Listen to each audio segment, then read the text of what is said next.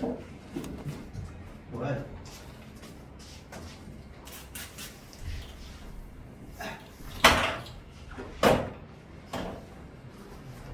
봅시다.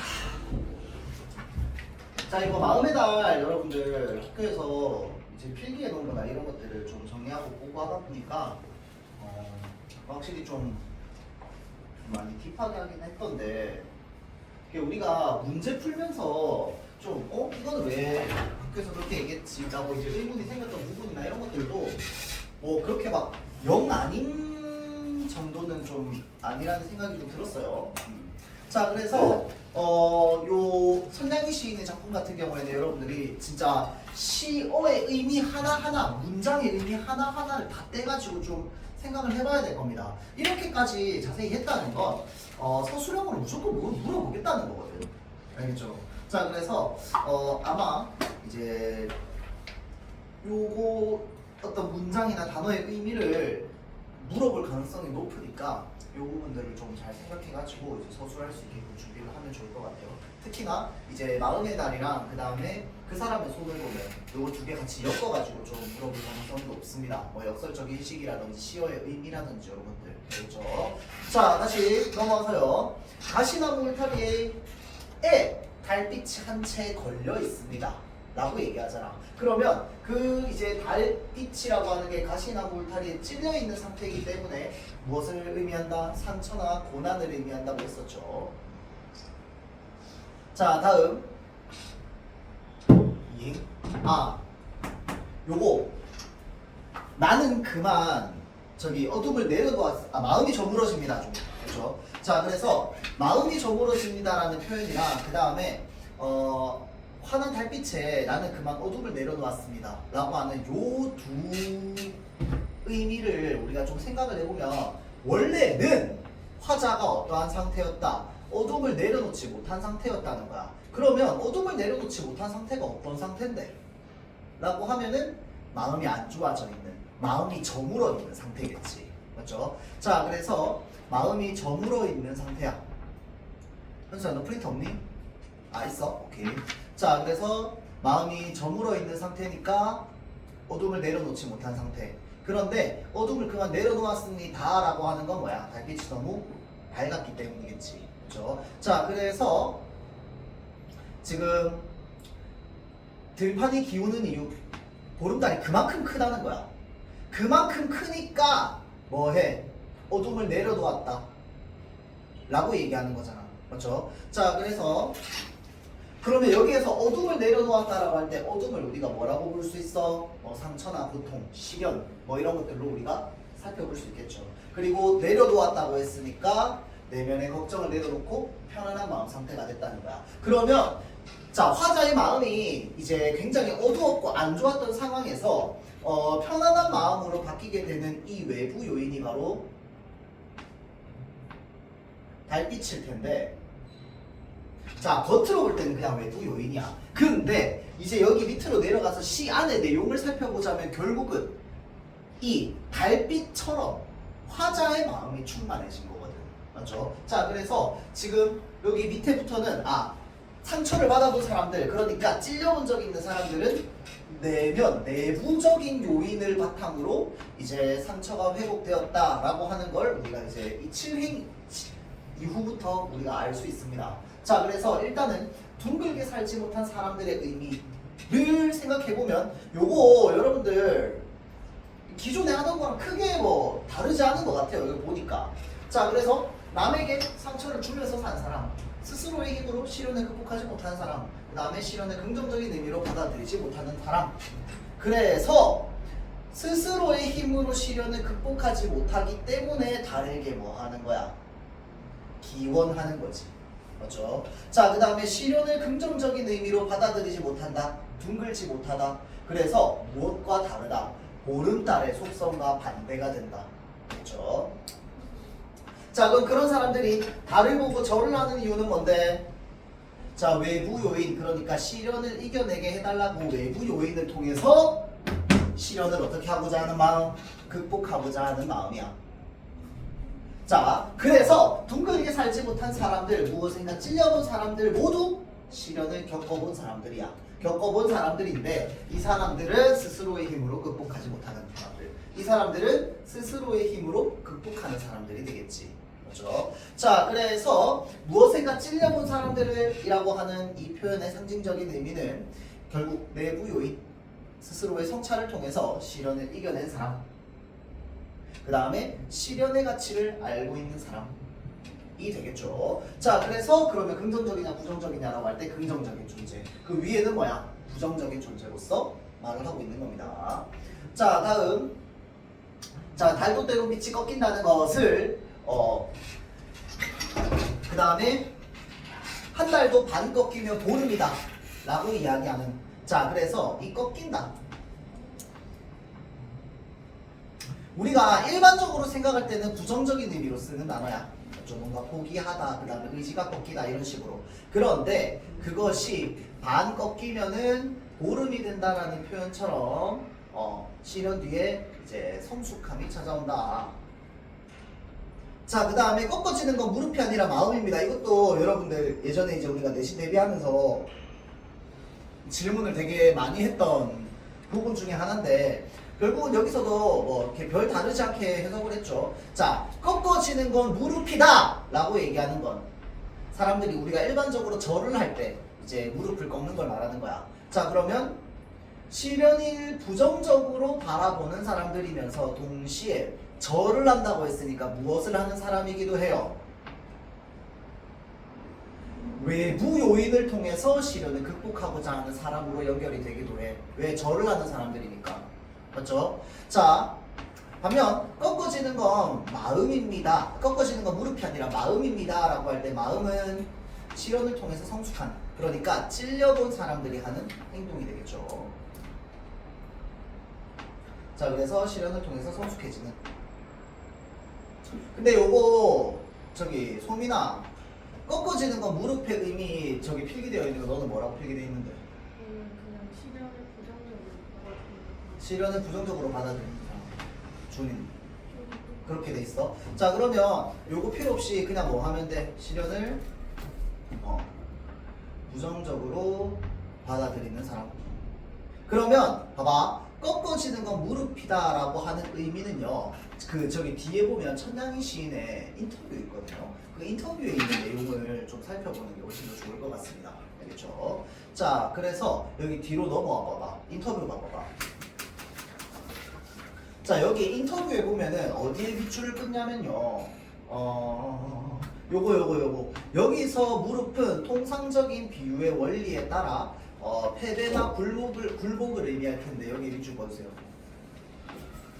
꺾어지는 건 무릎이라고 하는 건 지금 패배나 굴욕을 의미해. 그런데 오히려 마음, 벌써 자냐? 오히려 마음이 꺾인다라고 얘기하면 프린트 없어? 네. 없다고? 네. 그렇게 종이가 많은데 그 와중에 학교 프린트가 없어? 아예 없어? 네. 자, 한 달도 반 꺾이면 오히려 보름이다 라고 하는 표현에서, 자, 요게 마음과 관련되어 있는 표현이겠죠. 그러니까 무릎이 꺾이는 건 패배나 굴복이야. 그런데 마음이 꺾어지는 건 뭐야? 오히려 보름이라는 거야. 그렇죠? 자, 그래서 이제 오히려 마음은 시련을 겪음으로써 오히려 충만한 상태가 된다. 이거는 진짜 중요합니다, 여러분들. 선지로 물어보든 서술형으로 물어보든 무조건 하나 물어봐. 알겠죠?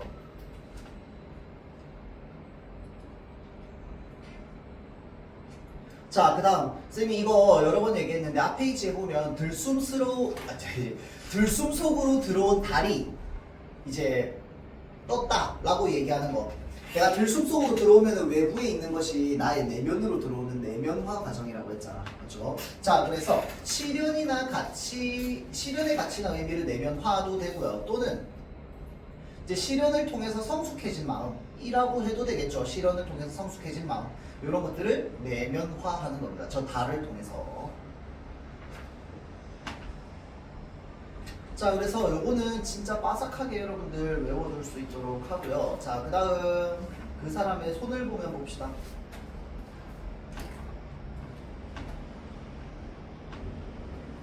자, 이 그 사람의 손을 보면에서는 요거 일단은 표현상의 특징이 있죠.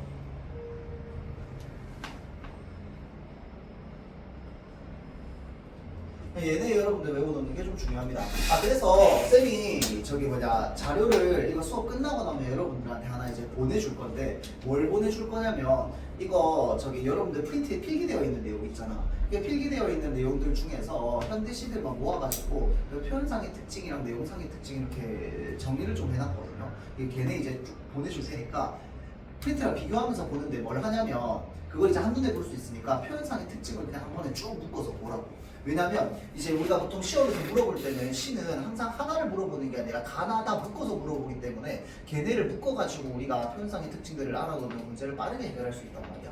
예, 여러분들은 이제 시간 줄이는 게 관건이니까 알겠죠? 수업 끝나고 보내줄 테니까. 자 다음. 자 그래서 유사한 동사 구조의 반복은요 모든 연에서 다 나옵니다. 자 그다음 대조적 시어 역시 모든 연에서 다 나와요. 그럼 뭐가 대조적인데?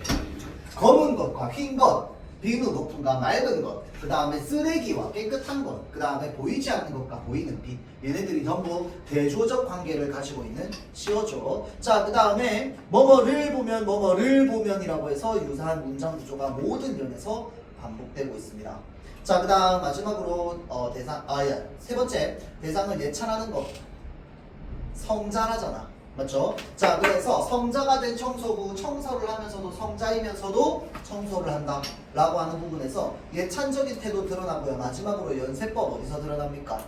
청소를 하면서도 성자이고 성자이면서도 청소를 한다. 자, 그래서 지금 앞 문장에 나왔던 그 구를요. 그 다음 문장에서도 그 다음 행에서도 또 똑같이 반복하는 것, 요걸 우리가 연세법이라고 하죠. 자 그래서 연세법이 활용되어 있다. 자 그래서 성자와 청소부의 그러면 공통점과 차이점 생각해봐. 공통점은 뭐야? 얘네 둘의 공통점은 둘 다 닦는 존재라는 점이 공통점입니다. 근데 너 그럼 집에는 프린트 있어? 네. 진짜? 네. 자, 닦는 존재라는 점. 자, 그러면 성자는 무엇을 닦아? 마음을 닦아. 추상적인 거죠. 청소부는 무엇을 닦아? 공간을 닦아. 물리적인 겁니다. 그렇죠? 자, 이런 것들은 추상 또는 심리적인 면이라면 이거는 물리적인 면인 거죠. 자, 그래서 둘 다 모두 어떤 닦는 존재다 라고 이야기하는 점이 공통점이죠. 자, 다음.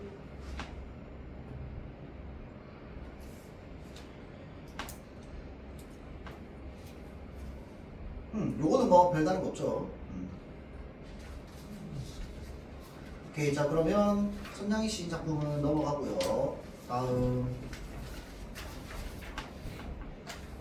보리 봅시다.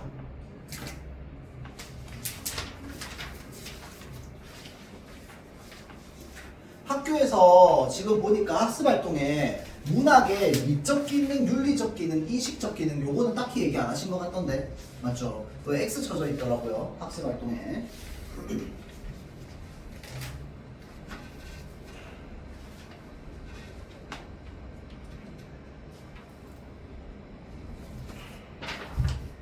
자 보리는요 일단 여러분들 생각해야 되는 건 저기 뭐냐 1, 2, 3, 4 이렇게 무슨 차례처럼 나눠져 있잖아. 맞죠? 이게 사실은 수필이야. 그래서 여러분들 이거 생각해야 되는 게 수필이라는 갈래기 때문에 뭐가 잘 드러나?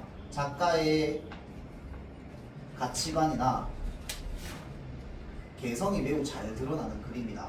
알겠죠? 자, 그리고 특징 중에 하나가 1, 2, 3, 4, 5 이런 식으로 해서 마치 그 차례가 나눠져 있는 것처럼 나눠져 있는데 이 나눠져 있는 부분을 우리는 뭘 알아야 될까요? 그 시간, 그러니까 계절적 배경을 알아야 됩니다.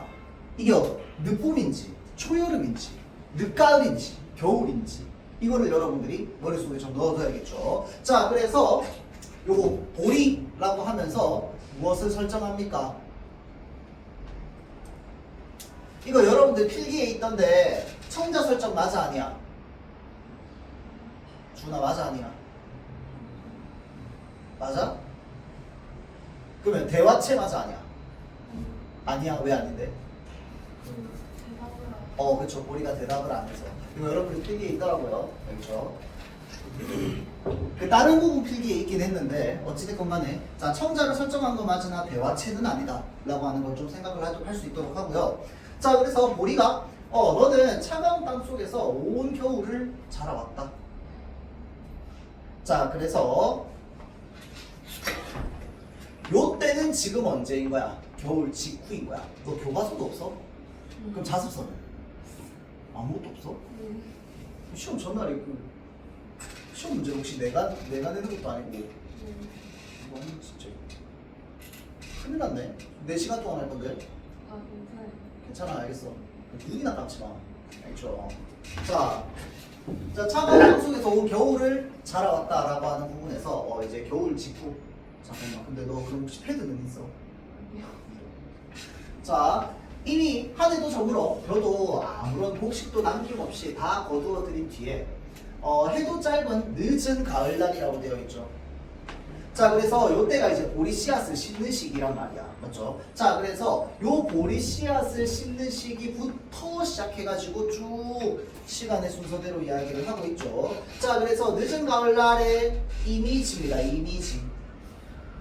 그렇죠? 자 늦은 가을날의 풍경인데 농부가 해야 될 일은 뭔데? 요때 파종 시기니까 씨앗을 심어야 된단 말이야. 씨앗을 심어야 되는데 씨앗을 아주 얕게도 심으면 안 되고 너무 깊게도 심으면 안 돼. 그럼 안 자라. 너무 얕게 심으면 참새들이 와가지고 다 쪼아 먹습니다. 그래서 못 살아요. 너무 깊은 데다가 심으면 또 못 뚫고 올라와. 그래서 아주 적당한 깊이가 필요한데 그 적당한 깊이에 심는다라는 것 자체가 농부의 무엇을 느낄 수 있다? 정성을 느낄 수 있다. 그렇죠? 자 그래서 농부의 정성이 필요합니다. 적당한 깊이로 심어야 되는 게. 자 다음 농부는 너를 정성껏 땅속에 묻어두고 이에 늦은 가을에 짧은 해도 서산을 너무지 오래고 날개를 자주 저어 까마귀들이 깃을 찾아간지도 오랜 어두운 들길에 걸어서 농부는 무엇을? 희망의 봄을 머릿속에 간직하며. 그러면 여기서 말하는 희망의 봄은 언제를 말하는 거야? 보리가 아주 파릇파릇하게 자라있는 봄을 말하는 거야. 그래서 이 희망의 봄의 이미지가 뒤에 시각적으로 어떻게 제시되는 거야? 푸른 뭐였냐? 물결이었냐? 맞죠. 푸른 보리의 물결 이런 표현으로 이제 나오는 거 아니야. 맞죠. 그럼 여기서 희망의 봄이라고 하는 표현은 뒤에 나오는 이제 그 보리의 푸른 물결이랑 연결이 되죠. 자 다음 이제 겨울의 이미지입니다. 겨울 아닌데. 자 일단은 겨울은 뒤에 나오고요. 여기 온갖 벌레들로 부지런한 꿀벌들과 개미들이 다 제 구멍 속으로 들어가고 울고 있는 무덤가. 여기는 지금 쓸쓸한 가을의 모습입니다. 가을의 모습. 생명들이 전부 겨울을 대비해서 뭐 하고 있는, 땅속으로 들어가고 있는 그런 이미지죠.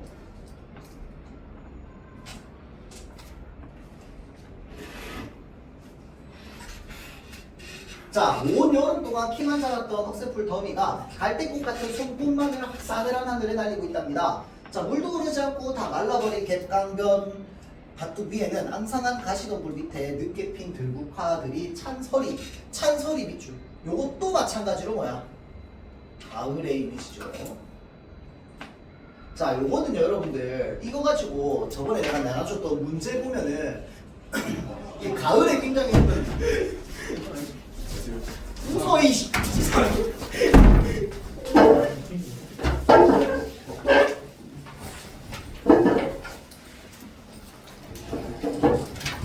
교과서랑 프린트 꺼내세요.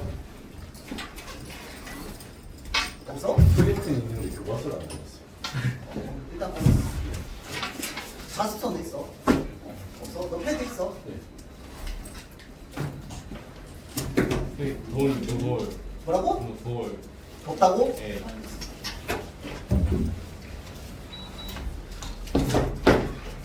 여기 앉으면 될 것 같은데 민호가. 아 괜찮아요.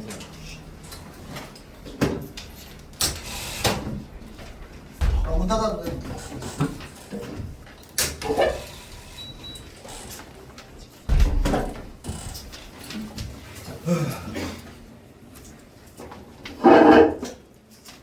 시험 잘 쳐. 어느야? 현서가 제일 열심히 왔어. 현서 지금 어릴 텐데. 현서가 영어가 5개밖에 안 돼. 야 5개가 밖에야? 공준아. 네. 으이씨. 정신 못 차리고. 현서 좋아하셔. 죄송합니다. 그게 틀리네요. 장.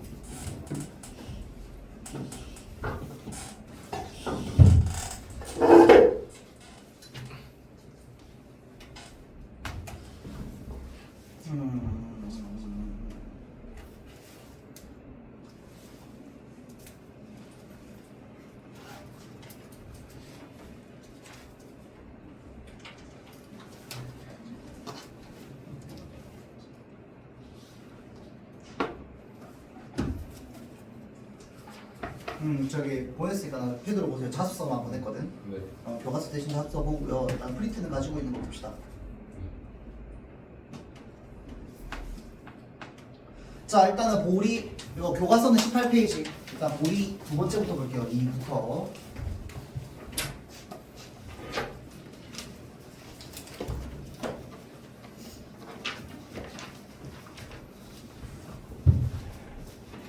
자 그래서 다시 이거 처음부터 좀 이야기를 하자면 자 온갖 벌레들로부터 해가지고 고개를 숙이고 있었다까지는 무슨 계절의 이미지? 가을의 이미지라고 했습니다. 알겠죠? 겨울을 대비해서 온갖 생명들이 땅속으로 들어가고 있는 모습, 그 다음에 찬서리를 막 들국화가 맡고 있는 모습. 국화도요 여러분들 그 가을에 개화하는 식물이거든. 자 그래서 들국화들이 찬서리를 맡고 있는 이런 것들이 전부 가을의 이미지를 좀 드러내고 있고요.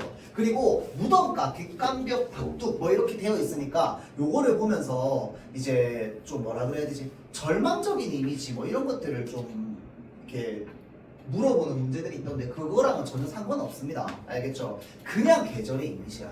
알겠죠? 근데 좀 메말라가고 차가워지고 좀 쓸쓸하고 적막해지는 그런 이미지 정도로만 보면 됩니다. 알겠죠? 자 다음 넘어가서 뭐야 왜 이렇게 글자가 안 보여? 자 논두기에 깔렸던 잔디들도 푸른 빛을 잃어버리고 자 그 맑고 높던 하늘도 검푸른 구름을 지니고 있고 자 그 다음에 너 보리 많은 차가운 대기 속에서도 폴립과 같은 새파란 머리를 들고 하늘을 향하여 솟아오르고만 있다. 얘들아 근데 요거 학교에서 겨울이라고 혹시 필기 안 했어? 했어요. 했어? 저는 안 돼 있어? 그러니까 여기 기준으로 위에는 가을이고 여기는 겨울이거든요. 알겠죠? 자 그래서 왜냐면 이제 싹이 나오고 있기 때문에 새파란 머리를 든다잖아. 자 그래서 이제 모든 화초들은 지심의 따스함을 찾아서 다 잠자고 있을 때 너 보리 많은 그 억센 팔들을 내뻗치고 맑은 얼굴로 생명의 보금자리를 깊이 뿌리박고 살아왔대요. 자 그래서 날이 갈수록 해는 빛을 잃고 따스함을 잃었어도 너는 꿈쩍도 아니하고 그 푸른 얼굴을 잃지 않고 자라왔대요. 그럼 혹시 요 부분을 보고 혹시 겨울이라고 얘기했어? 겨울이라고 적혀있는 시작점이 아예 없어? 네. 어느 부분? 지금 어둡고부터 해서 그냥 겨울에 추위를 겪는 겨울이 가네요. 아 겨울에 이거는 근데 여기 위에 있는 모든 걸 다 포함하는 것 같은데? 아니야? 맞지? 자 그러면 여기서부터 해가지고 여기까지를 전부 뭘로 보는 거야? 그냥 겨울의 이미지로 본다 라고 보면 되겠죠. 자 그래서 너는 푸른 생명을 잃지 않았다라는 부분은 뭐야? 지금 이 보리의 강인함이랑 연결되는 거야. 그러면 여기 가운데 있는 부분을 보자면 요게 뭔데?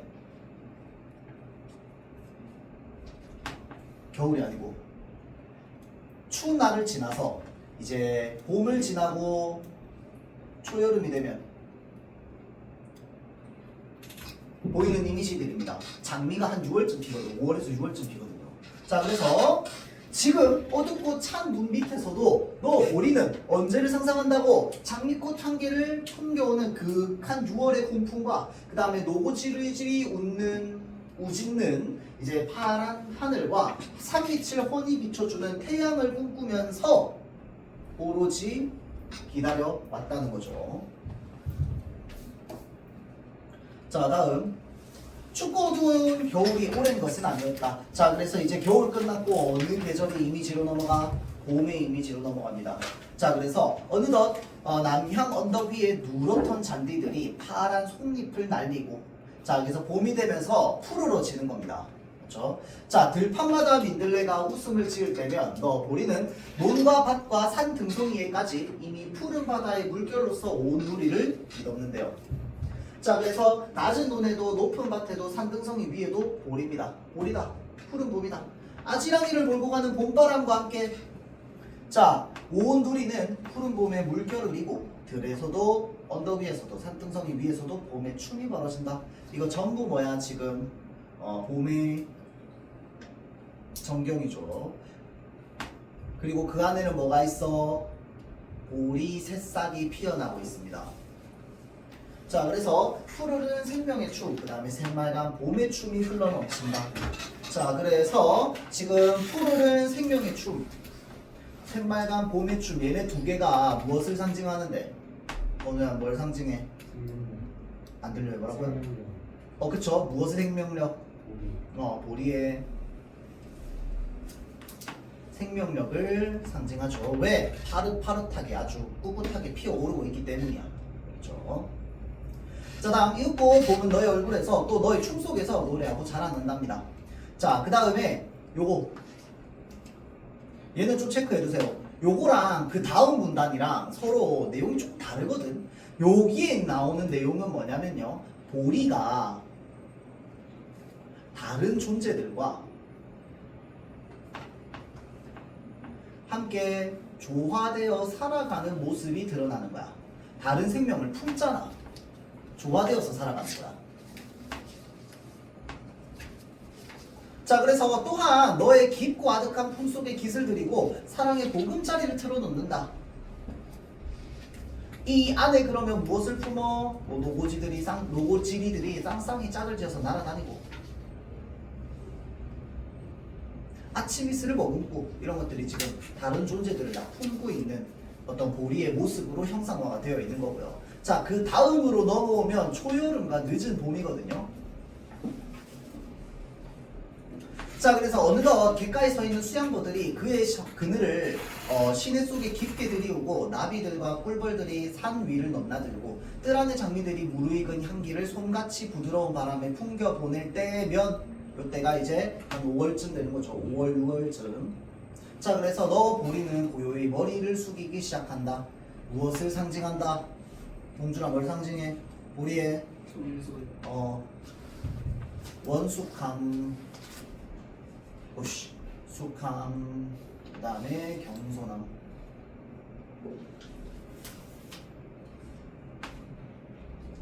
을 상징하죠.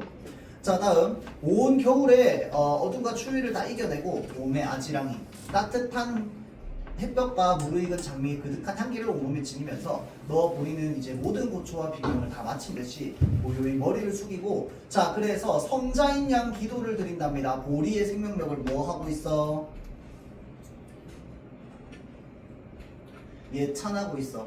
여러분들 이번에 시험 범위에 들어가는 작품 중에 성자라는 단어가 우리 평소에 잘 쓰지도 않는데 두 개나 나와요. 맞죠?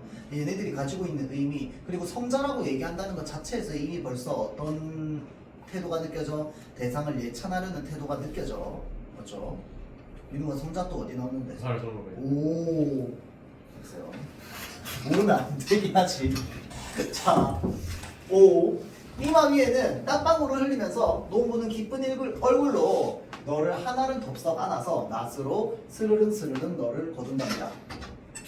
자, 그래서 너 보리는 순박하고 억세고, 잠깐만, 페이지가 뭔데? 20.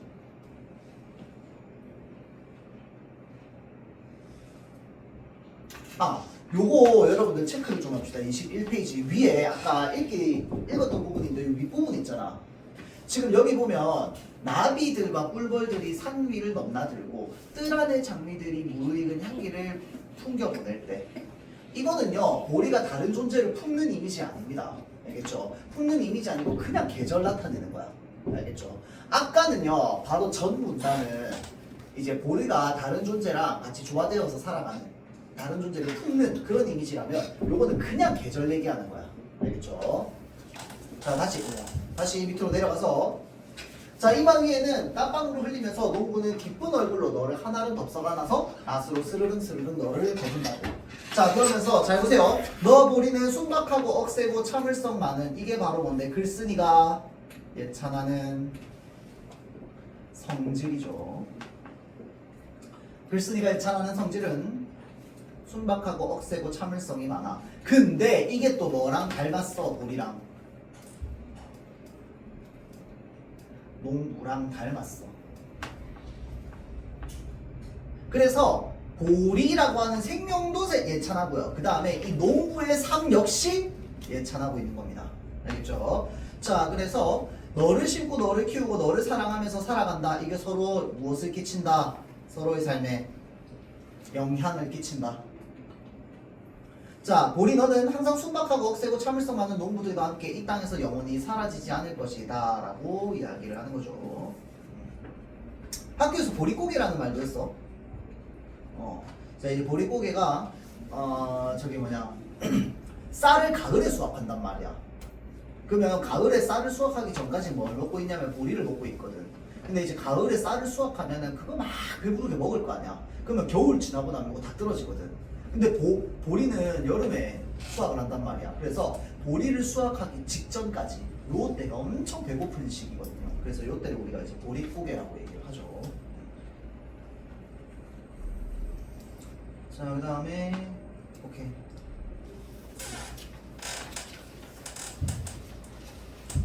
잠깐만, 아까 요거 그 보리가 생명력을 가지고 춤추는 부분 아까 이야기했었나?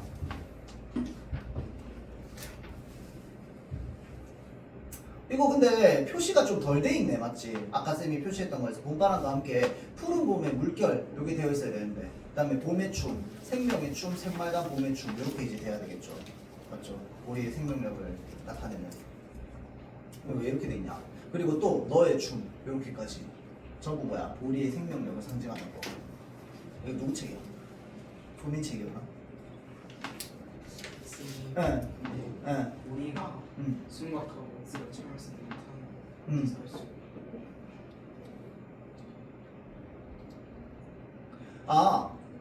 자, 그래서 여기에서 지금 말하고 있는 게 결국 뭐냐면 봐봐봐. 억세고 참을성 많은 거는 어디에서 드러나? 앞에서 드러나요. 그러니까 요게 보리의 성질이기도 하거든. 겨울을 이겨내잖아.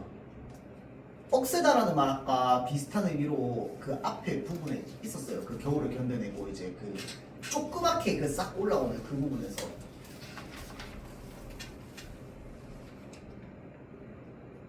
여기 있네. 너 보리 많은 억센 팔들을 내뻗치고. 자, 그 다음에 참을성 많은 거는 당연히 지금 무엇을 견뎌낸 거야? 추위를 견뎌낸 거지. 그렇죠? 자, 그래서 요거는 여기 적혀있죠. 보리의 삶은 농부의 삶과 유사하다. 그럼 뭐가 유사한데? 얘가 유사해야 돼. 속성은 유사해야지. 그렇죠? 자, 그래서 요거는 보리의 성질이자 동시에 농부의 성질이자 동시에 보리의 성질이기도 한 거야. 그렇죠? 자, 다음 등 봅시다. 등은 한 4가지, 5가지 정도만 우리가 기억을 하면 되죠. 자, 그래서 일단 첫 번째, 나는 나의 처음과 끝을 한눈에 보지 못한다라는 부분. 그 다음에 앞모습만 볼 수 있는 2개, 여기 뭐라고 적혀있어? 어두운 눈이라고 적혀있단 말이야. 맞죠? 자, 그래서 우리가 눈이 어둡다라고 이야기를 하는 이유는 뭔데? 지금 이 등이라고 하는 시에서는 화자가 눈이 여기에도 있지만 어디에도 달려있어? 등 뒤에도 달려있단 말이야. 그런데 등 뒤에 달려있는데 그 등 뒤에 있는 거를 내가 볼 수 있어? 없어? 없어. 나는 나의 뒷모습을 볼 수 없거든. 내가 볼 수 있는 건 뭐밖에 없어? 앞밖에 없단 말이야. 맞죠? 자, 그래서 나는 나의 앞모습만 볼 수 있기 때문에 반밖에 볼 수 없다는 점에서 지금 나의 어두운 눈이라고 이야기를 하는 거죠. 그런데 분명히 내 등 뒤에도 내가 있단 말이야. 그래서 그 또 다른 나를 뭐라고 할 거야? 또 다른 자 또는 내면 세계라고 이야기를 할 겁니다. 자, 그 다음에 우주처럼 넓은 내 몸 뒤편에 요게 이제 과장법이 쓰인 부분이죠. 자, 삶은 종종 그런 것이다. 지척에 두고서도 닿지 못한다. 삶에 대한 성찰이 드러나는 문장이죠.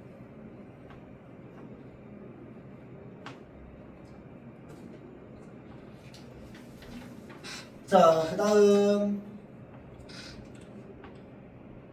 그래서 눈먼 내가 살고 있다 라고 할 때 이게 지금 이게 오죠. 그렇죠? 그 다음 자, 독백적인 어조로 이야기를 하고 있다.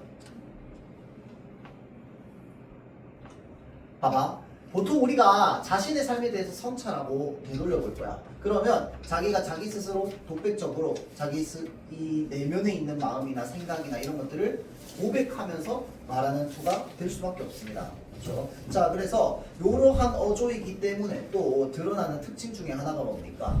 동일한 어미가 반복되고 있는데 어떤 어미가 반복이 되고 있어? 하고 있다. 화자의 현재 상태겠지.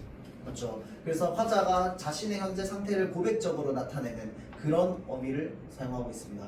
알겠죠? 그 다음에 혹시 학교에서 아니다, 요거는 뭐 안 했으니까 없으니까 안 했겠죠. 오케이, 자 그러면 지금 1단원 교과서는 다 끝났고요.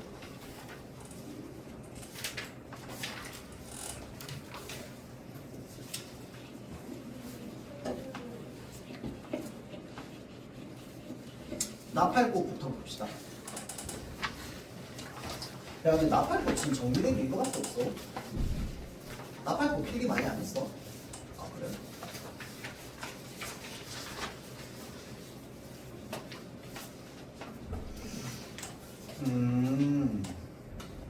야, 요거는 그냥 진짜 딱 물어볼 게 정해져 있네요. 일단 첫 번째 표현법, 여기 사용되어 있는 표현법. 그 다음에 운율 형성 요소. 요건 이제 그냥 뭐 가나 다시 묶어가지고 같이 물어보겠지. 맞죠? 그 다음에 요거 천냥이 씨랑 연결해가지고 실현 이후에 얻게 되는 결실의 의미 물어보는 거 정도밖에 없겠네요. 자, 그래서 요거 이제 내용만 좀 살펴보자면, 자, 지금 나팔꽃이 이렇게 자라고 있는데 바지랑대 끝에 너는 꼬일 것이 없어서 이제 끝이다, 끝이라고 생각했는데 다음날 아침에 나가보면 또 어떻게 돼 있어? 한 2뼘 정도 더 자라 있다고. 그렇죠? 자, 그래서 움직이는 것은 아침 구름 두어 점, 이슬 몇 방울 더 움직이는 바지랑대는 없을 것이다. 그런데 그 다음날 아침에도 나가보면 덩굴손이 흘러나와 허공을 감아주고 또 여기까지 이렇게 자라나고 있어. 바지락대를 찾고 있다고. 이제는 포기하고 되돌아올 때도 되었거니 하고 다음날 아침에 나가보면 가냘픈 줄기에 2-3개의 봐보세요. 종까지 메어놓고는 요건 이제 나팔꽃이다. 그렇죠? 나팔꽃.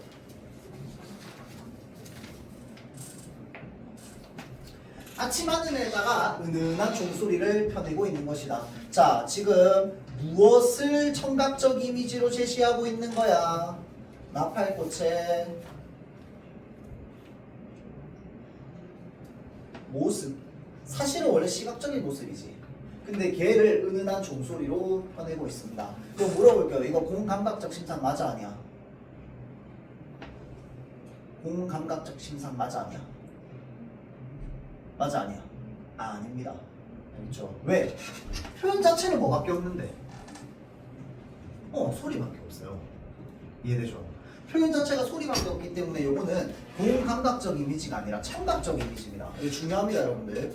요거 학교 선생님이 이제 엮어가지고 물어볼 가능성이 좀 있어요. 심상 관련해서. 밑에 봐봐봐.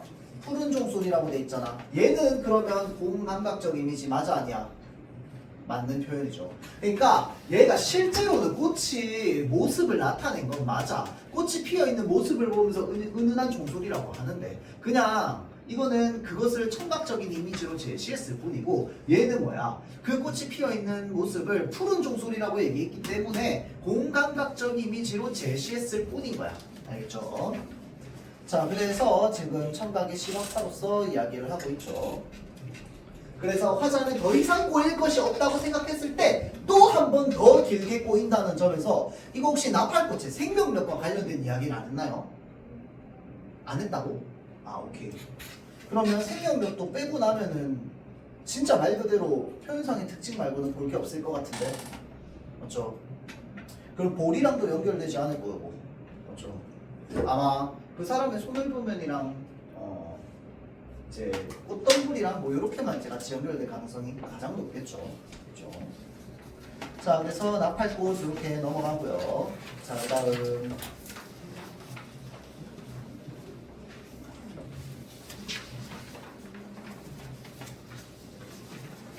교과서 봅시다. 나는 오늘 페이지는 104페이지. 최대한 순서대로 좀 볼게요. 순서대로. 생각보다 너무 빠른데. 학교에서 학교 선생님이 얘기했던 것들 중에 아 저거 너 저기 물어봤냐? 소민아? 왜 안 물어봤냐?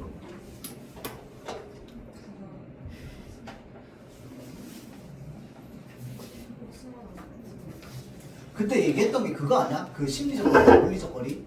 거리감? 그때 말씀드린 게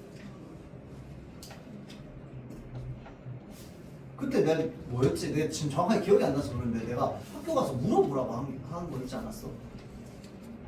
그게 어. 멀리로가 지나쳤을 때 응. 물리적 거리가 가까워졌다. 나한테 있잖아요. 근데 그게 이제 너네 학교 선생님은 대상을 총체적으로 이해하기 위한 어떤 그거기 때문에 물리적으로 거리가 멀다는 건 아니라고 얘기했다며. 둘 다 대상에 대한 총체적 이해도 아니라고. 아니 심리적 심리적 이해도 이해가 둘 다? 둘다 아니. 그건 맞는데, 그러니까 선생님이 설명하실 때 인꽃과 분홍꽃 두 가지의 특징만 알고 있잖아요. 근데 가까이서 봤을 때 인꽃과 분홍꽃 두 가지만 알 수 있는데 멀리서 총체적으로 봤을 때 이 나무의 그 전체를 이해할 수 있다 이렇게 설명하니까. 그렇지. 그러니까 그것까지는 알겠는데 근데 그게 그러니까 물리적 거리가 아니라는 거잖아. 아니 근데 멀리서 보고 멀리서 알았습니다. 물리적 거리가 아닌데 이 이상한 게 이제 처음에 멀리 있었잖아. 근데 나중에 가까워졌잖아. 근데 흰꽃과 분홍꽃을 가까이서 봐야지 알 수 있다. 그게 두 개의 말이 아니야. 그러니까 그거를 물어봤냐고요. 아니야. 내가 그거를 물어보라고 했었던 거잖아요. 아침 다시 알고. 뭐라고요? 아침 다시 알고. 뭐라고요? 신혼여행 갔다고? 지마 계속 할게요. 좋구나.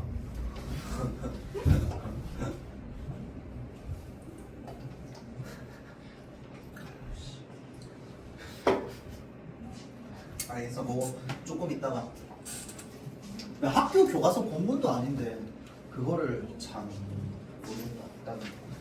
일단 그 조금 이따 보고요. 아니 그리고 또 심지어 내가 그거를 찾아보려고 저기 했더니 지난번에 봉준이가 나한테 프린트 이렇게 다 줬는데 왜 그 2단원 프린트만 쏙 빼놓고 줬어요? 그때 없었어. 쌤이 어. 달라는 거. 더 있었는데 안 준 거야? 많이 가는데 쌤이 그때 어. 일단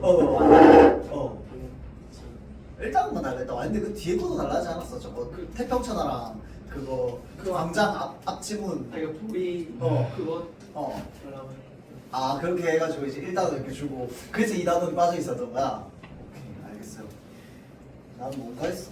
그러니까 준비를 하는데 뭔가 시가 좀 부족한데 뭐가 없지 하고 보니까 복숭아 나무가 없는데 왜 없나 했더니 그런 일이 있었다. 오케이. 자 봅시다. 자 요거는요 여러분들 자습서고 뭐고 간에 그냥 무조건 그냥 학교 교과서에 적혀 있는 대로만 보세요. 그리고 내가 여러분들이 그냥 한 년 콕콕 나눠가지고 나한테 질문하고 이렇게 하니까 그러니까 무슨 말인지를 몰랐어. 학교 선생님이 도대체 왜 무슨 의도로 이걸 이렇게 얘기했는지를 모르겠다는 생각이 들었는데 이제 필기본을 받아서 1년부터 끝년까지 쭉 보다 보니까 학교 선생님이 어떤 의도로 얘기했는지 대략적으로는 좀 알 것 같아요. 근데 이제 그게 선생님의 개인적인 의견도 좀 포함되어 있다라는 생각도 좀 들기 때문에 다른 거 필요 없이 그냥 이거만 그냥 달달 외우세요. 알겠지? 자, 그리고 선질 어떤 문장이 나오는데 그거는 이제 그냥 선질을 알아서 그냥 피지컬로 잘 읽으면 되지 않을까 싶습니다. 그거는 뭐 지금 가르쳐 준다고 해서 되는 것도 아니잖아. 자, 일단은 봐봐. 여기에 나와 있는 내용부터만 좀 살펴보면은 1년에 있는 앞토마토랑 뒷토마토의 차이는 무조건 물어볼 겁니다. 알겠죠? 그리고 얘도 서술형으로 물어볼 가능성이 매우 높은데 이 앞토마토랑 뒷토마토의 차이를 굉장히 특이하게 설명을 해놨거든요. 근데 나 볼 때 그 부분을 꼭 적어야 될 것 같기는 해. 알겠죠? 자, 그래서 그게 뭔지를 좀 살펴보자면, 자, 나는 오늘 토마토인데 앞으로 걸어도 토마토, 앞으로 걸어도 나, 뒤로 걸어도 나야. 그래서 요 표현이 지금 어떤 의미를 가지고 있다고? 자아 정체성이 그만큼 확고하다. 야, 너 이거는 좀 적어줄래? 어디 빈 종이에다가. 찍어놓지 말고 그냥 적으세요. 좀 긴 종이에다 적어 아무데나. 자, 그래서 앞토마토 일단 1년이야. 1년의 토마토. 자, 그래서 앞토마토는 어떤 성질을 가지고 있어? 자아 정체성의 확고함이라고 하는 속성을 가지고 있어. 그런 의미로 얘기하는 거야. 앞으로 걸어도 나, 뒤로 걸어도 나. 어차피 나야. 이 나라는 존재의 확고함에 대해서 얘기하고 있어. 자, 그래서 나는 뭐 어떻게 되어 있다고? 속이 꽉 차 있는 존재라고. 근데 여기서 속이 꽉 차 있는 존재를 자, 자아 정체성의 충만함까지도 일반적인 해석이야. 근데 이거를 지금 학교 선생님이 이렇게 연결했는데 이거 맞아? 완결성이랑 폐쇄성? 심해지면 그렇게 될 수도 있어. 충만 완결성.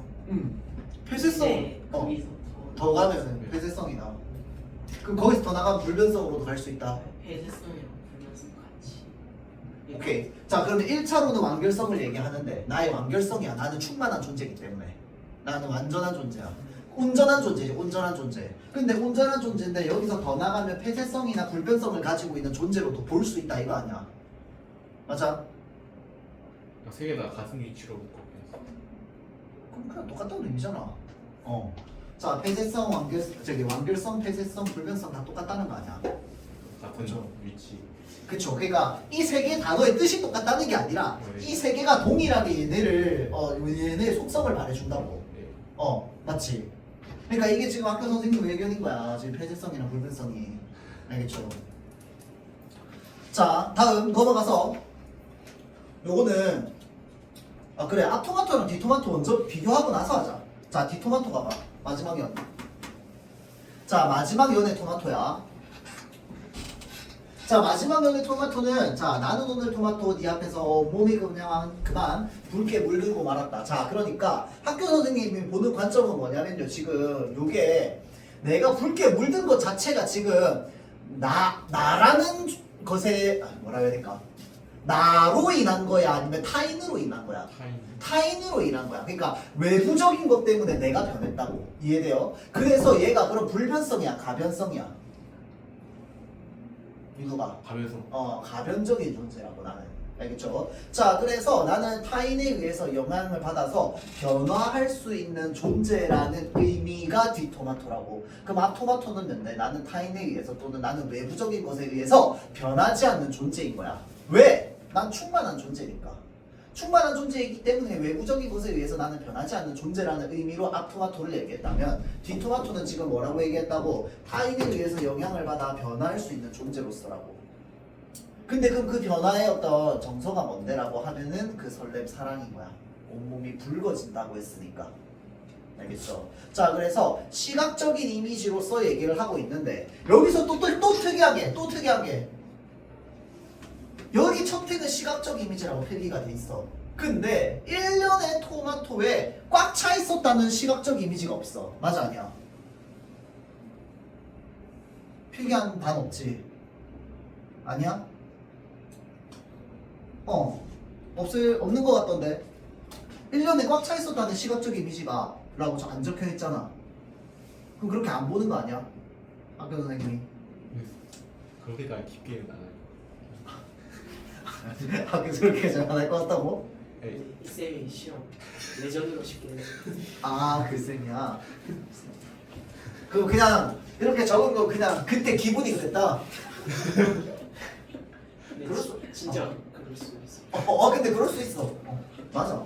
근데 나도 가끔 그럴 때 있어요. 그러니까 이것도 시각으로 볼 수 있고 저것도 시각으로 볼 수 있는데 이것만 적어놓을 때 많아요. 아, 저건 알겠지 하면서. 오케이 알겠어요. 그러면 요거만 생각합시다. 적혀있는 대로의 차이점만 생각합시다. 근데 레전드로 너네 배신하면 어떡할 건데? 왜 그 센텐스 안 쓸게요.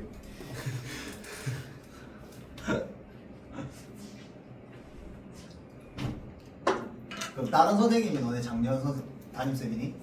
저 쌤이. 아 이 쌤이 너네 담임쌤이야? 그래 틀리지 마라. 준아 알겠니? 틀리지 말라고 그냥. 하여튼 요거만 생각하세요. 알겠죠? 자 그래서 이제 이 앞토마토랑 뒤토마토의 차이점만. 그러면 내 생각에는 그냥 큰 차이로만 보자면 앞에는 그냥 충만한 존재. 그러니까 요거는 이제 너를 보면서 어떤 사랑이나 설렘을 느끼는 존재. 1차적으로 보면 조금 더 깊게 들어가자면 앞에 있는 토마토는 어떤 완결성, 폐쇄성, 그 다음에 불변성을 가지고 있는 존재라면 뒤토마토는 가변성을 가지고 있는 존재다 라고 하는 것 정도까지만 생각을 합시다. 너네 학교 말고 다른 학교 애들 그 시험 쉽게 나오는 애들 많은데 다 배신 당했던데 지금. 응? 저는 배신이 아니라 기본으로 까는 거. 아뭐 다른 애 깔아주다고? 네. 중앙여고도 원래 외부 지문 안 나오는데 이번에 외부 지문 좀 많이 나오고 심여고도 학교 선생님이 그 저기 레전드로 시험 시키시는 선생님이 갑자기 어렵게 나오고 얼마나 잘해 이씨. 앞에 봐 이연입니다. 이연 두 번째 연. 자 이번엔 나무 볼게요. 뒤에 있는 표현만 봅시다. 자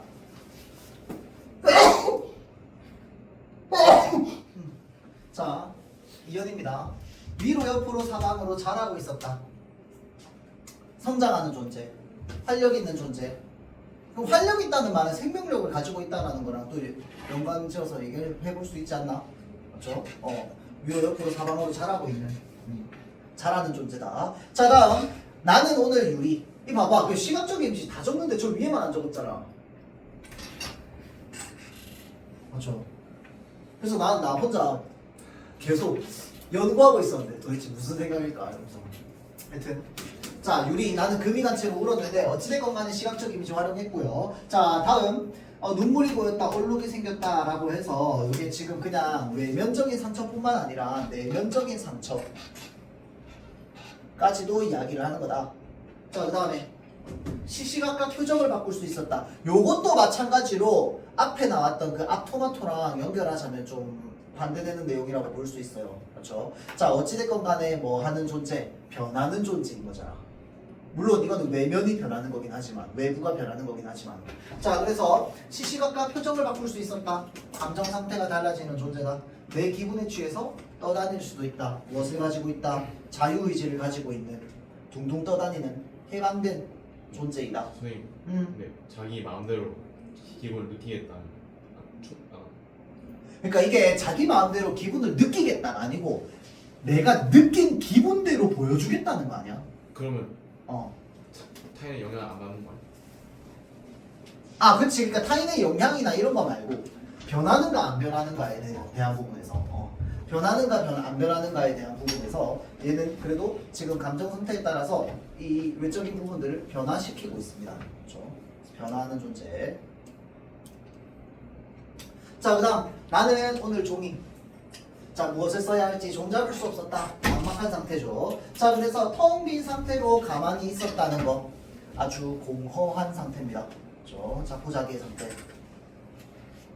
자 그래서 사각사각 나를 쓰다듬어 줄 사람이 절실했다. 자 그래서 쓰다듬어 줄 사람이 절실했다라고 하는 게 타인과 정서적으로 공감, 유대, 위로를 통해서 심리적인 지지를 뭐한다? 소망하고 있는 상태다. 자 그 다음에 우리가 보통 의성어나 의태어 그 다음에 요거는 여기에 좀 더 나갑시다. 왜냐면 태평천화도 있으니까 의성어, 의태어, 방언, 비속어 사용하면 전부 뭐랑 똑같은데 뭐로 연결돼? 생동감으로 연결됩니다. 맞죠? 이거는 뭐 모든 문화 공통이야. 의성어, 의태어, 그 다음에 뭐 비속어, 저기 사투리, 저 방언, 얘네들은 전부 생동감 이런 것들을 이제 살려주고요. 자, 그 다음 시에서 의성어, 의태어를 반복하면 무엇을 만들어주기도 한다? 운율을 만들어 주기도 합니다. 사각사각해서 반복했으니까 운율 만들어 주시오.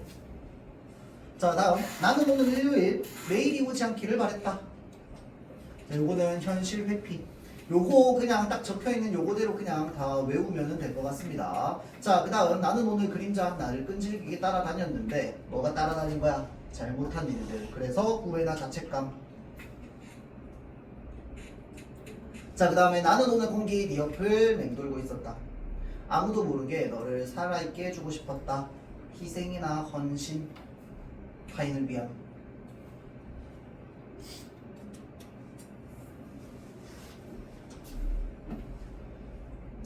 자, 다음 나머지는 뭐 수미상관의 역할 당연히 알 거고요. 학교에서 이렇게 얘기했는데 성찰이 어디에서 드러났는지 모르겠지만 변하지 않는 나에서 여러 성찰을 통해서 변하게 된 나로 바뀌었다고 생각하는 것 같은데 선생님은 아니야? 아니 저는 수업 시간에 한거 아, 아니야? 그럼 뭔데? 나올 것 같아서. 아, 너가 여쭤보는 어. 그럼 선생님의 의견인 거잖아. 오피셜이잖아. 맞지? 자, 일단은 여러 성찰을 통해서 변하게 된 나라고 했으니까 선후관계가 있네. 맞죠? 자, 그 전에는 나는 온전한 나였어. 안 변해. 그런데 지금은 이제 변하는 나로 바뀌었다는 거 아니야, 그러면. 맞지? 전엔 안 그랬는데 이랬다고 바뀌었다는 거잖아. 그런 의미 아니야? 이걸 근데 소민이밖에 안 물어봤어요, 학교에서. 맞아요. 저희 수업 시간에 있습니다. 아, 이 얘기를 수업 시간에 했어, 학교에서? 안 좋아. 등장한 뭐야? 그러니까 선생님의 말의 전제에 뭐가 있냐면 그 전에는 안 그랬는데 지금은 변했다라는 전제가 담겨 있거든요. 하여튼 그래서 지금 학교 선생님 오피셜의 의견이니까 요 문장을 그러면 머릿속에 좀 넣어둘 수 있도록 합시다. 선생님, 어. 근데 저희는 어. 성찰을 통해 어, 저 성소 같은 게 아니라 어, 그냥 너의 등장. 어, 그러니까 어, 천년의 토마토는 어. 제가 안 폐쇄성에서 변하지 않을 불변성인데 마지막에서 이제 너로 인해서 붉게 물들었는데 그 사이에 여러 성찰이 있어요. 자, 일단 타인과의 관계성이 있고요. 아, 그래서 필기에 그 말이 있구나. 공기라고 하는 부분에서 처음으로 누가 등장해? 타인이 등장해요. 맞죠? 자, 그러니까 그 전에 나는 타인이 없었다고. 타인에 대한 언급이 없었어. 타인이 아니라 그냥 나라는 존재인 거야. 맞죠? 그런데 공기부터는 뭐야? 타인이라는 존재가 나에게 있단 말이야. 맞죠? 그러면서 지금 바뀌게 된 나를 생각해보면 이 타인과의 관계성, 그리고 그 사이에서 여러 성찰을 통해서 내가 어떻게 됐다? 변하게 됐다 라고 보는 거거든요. 맞죠? 여기까지 하고 잠깐 쉬었다가 다음 시간으로 가겠습니다. 4시간이니까 쉬는 시간이 3번이겠네. 근데 4시간 전부 다 해야 돼. 엄씨. 근데 혹시 그게 아니라 아니 자습. 자서 그럼 끝나고 나서 집에 가서 하세요. 씨. 네. 아니 그냥 다른 학생이 얘기하면 그냥 그렇겠구나 하겠는데 씨, 늦게 와가지고 혹시 저희 없을 때 마음에 나간 거예요? 당연 제 손에 그 사람 손을 보면 다. 당연. 진짜 설명 좀 해줘. 아 진짜. 설명 설명 좀 그래서 해줘. 영상 찍어놨어. 선생님 무시하는. 그래서 여자